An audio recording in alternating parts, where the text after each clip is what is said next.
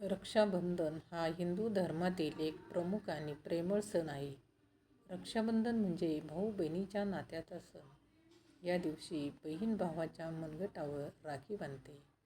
राखी म्हणजे रक्षणाचे प्रतीक असते. बहीण भावासाठी प्रार्थना करते की तो सुखी, निरोगी आणि यशस्वी राहो. भाऊ बहिणीला भेटवस्तू देतो आणि तिच्या रक्षणाची जबाबदारी घेतो. श्रावण महिन्याच्या पौर्णिमेला रक्षाबंधन साजरे केले जाते. या दिवशी घरात विशेष गोडधोड केले जाते. लहान मुले आणि मोठे सर्वजण पारंपरिक पोशाख परिधान करतात. अनेक कुटुंबे एकत्र येऊन सण साजरा करतात. शाळा, कार्यालयांमध्येही रक्षाबंधन साजरे केले जातात.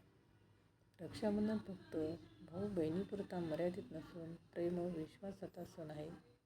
काही ठिकाणी महिला सैनिक पोलिसांना राखी बांधून त्यांचे आभार मानतात.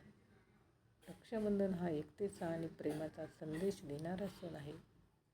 धार्मिक शास्त्रानुसार रक्षासूत्र बांधल्याने नकारात्मक शक्तींपासून संरक्षण मिळते. धन्यवाद. माझे असेच नवीन व्हिडिओ येत असतात. तुम्हाला जर आवडत असतील तर नक्कीच लाईक करा, शेअर करा आणि सबस्क्राईब करा.